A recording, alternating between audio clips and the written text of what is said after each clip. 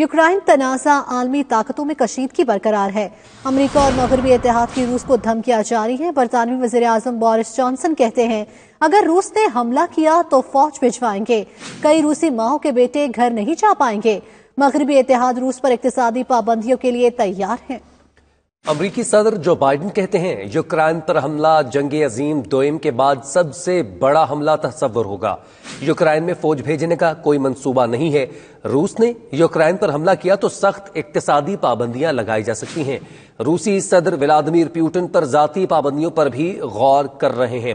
روسی جارحیت کے دنیا بھر میں منفی نتائج مرتب ہوں گے۔ اپڈیٹ کر رہے ہیں آپ کو، یوکرائن تنازع عالمی طاقتوں میں کشیدگی اب بھی برقرار ہے۔ امریکہ اور مغربی اتحاد کی روس کو دھمکیاں جاری ہیں۔ برطانوی وزیر اعظم بورس جانسن کہتے ہیں اگر روس نے حملہ کیا تو فوج بھجوائیں گے۔ کئی روسی ماؤں کے بیٹے گھر نہیں جا پائیں گے۔ مغربی اتحاد روس پر اقتصادی پابندیوں کے لیے تیار ہیں۔ امریکی صدر جو بائیڈن کہتے ہیں یوکرائن پر حملہ جنگ عظیم دوئم کے بعد سب سے بڑا حملہ تصور کیا جائے گا۔ اس حوالے سے مزید بات کرتے ہیں ہمارے نمائندگان سے۔ ماسکو سے ہمارے ساتھ موجود ہیں شاہد گھمن اور واشنگٹن سے خرم شہزاد۔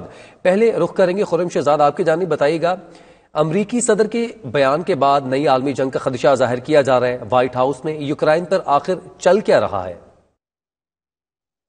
جی بالکل، آج وائٹ ہاؤس نے بریفنگ کے دوران امریکہ کی جو پوزیشن ہے یوکرین کے بارے میں وہ کلیئر کرتے ہوئے کہا کہ ہمارا وہاں پہ فوج کو یک طرفہ طور پہ بھیجنے کا کوئی ارادہ نہیں ہے۔ ہم خطے میں جنگ نہیں چاہتے۔ ہماری یہ خواہش ہے ڈپلومیٹک طریقے سے، سفارتی طریقے سے بات چیت سے یوکرین کا مسئلہ حل کرے رشیا کے ساتھ مل کے، لیکن رشیا کی طرف جو جنگی جنون ہے اس کو پیش نظر رکھتے ہوئے ہم نے 8500 جو فوجی ہیں ان کو ہائی الرٹ پہ رکھا ہوا ہے اور کسی وقت بھی وہ کمبیٹ کے اندر، جنگ کے اندر حصہ لینے کی صلاحیت رکھیں گے۔ اور انہوں نے اس چیز کو بھی کلیئر کیا کہ نیٹو کی فوجی امداد بھی جاری ہے، وہاں پہ ٹریننگ بھی جاری ہے، اور اس کے علاوہ یوکرین کے اندر اپنے نیٹو الائز کے ذریعے انسٹرکٹرز کی جو ٹریننگ ہے اور انفارمیشن، جنگ سے متعلقہ جو انفارمیشن ہے وہ بھی شیئر کی جا رہی ہے۔ ان کا یہ بھی کہنا تھا کہ امریکہ جو ہے خطے کے اندر امن کا داعی ہے، اور اسی حوالے سے ہم نے 3 ملاقاتیں جنیوا کے اندر کی، اور ہمارا مقصد یہ تھا کہ یوکرین کے اندر جو مداخلت ہے وہ نہ ہو، لیکن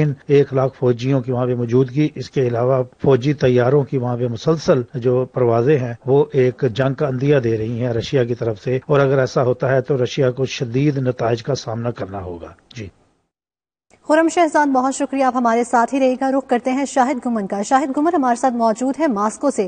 شاہد بتائے گا، امریکہ اور اس کے اتحادی روس کو دھمکیاں دے رہے ہیں مگر روسی صدر پوٹن خاموش دکھائی دے رہے ہیں، کیا اس خاموشی کے پیچھے بڑے ممالک کی طرف سے ساتھ نبھانے کی یقین دہانی کی گئی ہے؟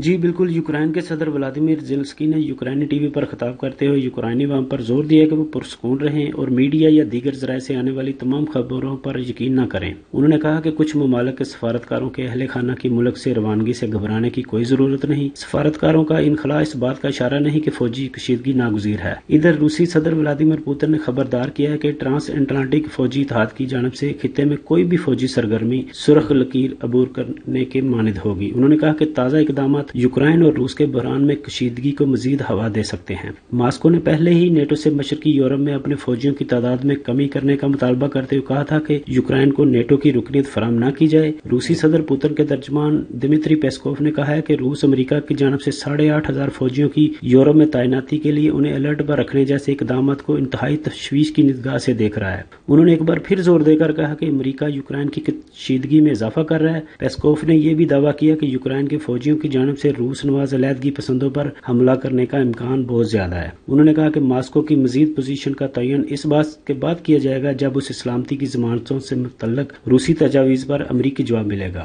انہوں نے کہا کہ میں ابھی بھی کچھ نہیں بتانا چاہتا، جب امریکہ اور نیٹو کی طرف سے تحریری جواب ملے گا تو اس کو مد نظر رکھ کر ہی آئندہ کی صورتحال کا فیصلہ کیا جائے گا۔ ٹھیک ہے، بہت شکریہ۔ یوکرائن تنازع کے حوالے سے ماسکو سے ہمیں اپڈیٹ کر رہے تھے شاہد گھمن، اور واشنگٹن سے ہمیں اپڈیٹ کر رہے تھے خرم شہزاد۔ ان دونوں کا بہت شکریہ۔